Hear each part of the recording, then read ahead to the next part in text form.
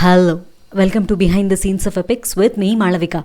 ఎలా ఆలోచించాలి అనేది మనకి హనుమంతుడు నేర్పిస్తారు. హనుమంతుడు సీతమ్మని లంకలో చూడగలగడం ఒక ఎత్తైతే సీతమ్మతో మాట్లాడగలగటం ఇంకో ఎత్తు. యాక్చువల్లీ ఇది ఇంకా పెద్ద టాస్క్. ఎందుకంటే తన డిమాండ్స్కి ఒప్పుకోకపోతే చంపేస్తాను అని రావణాసురుడు సీతమ్మకి డెడ్ లైన్ ఇచ్చేస్తాడు. సీతమ్మ చాలా హెల్ప్లెస్గా, డిప్రెస్డ్గా ఫీల్ అవుతారు. ఇలాంటి టైంలో సడన్గా కనిపించి తను శ్రీరాముడి తరఫున వచ్చాను అని చెప్తే సీతమ్మ ఖచ్చితంగా నమ్మదు.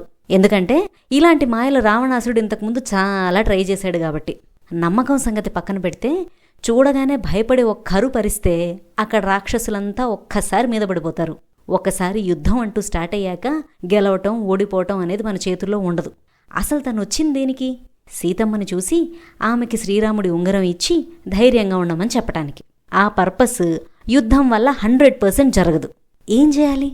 పోనీ బాగా ఆలోచించి డెసిషన్ తీసుకుందామా అంటే ఆల్మోస్ట్ తెల్లవారిపోతుంది.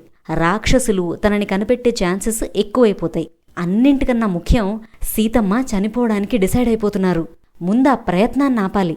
ఎలా?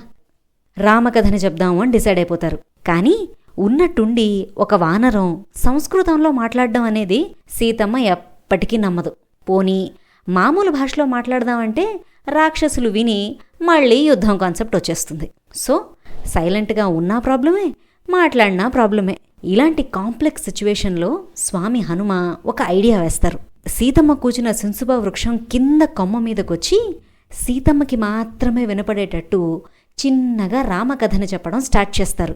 ఏంటి, ఎక్కడి నుంచి సన్నగా రామకథ వినిపిస్తోంది అని సీతమ్మ చుట్టూ చూసి ఒకసారి పైకి చూస్తుంది.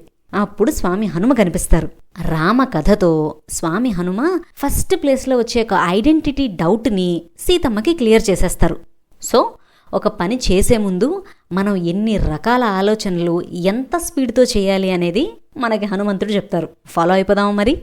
ఇంకా లేట్ చేయకుండా లైక్, షేర్, సబ్స్క్రైబ్ చేసేయండి. Thank you.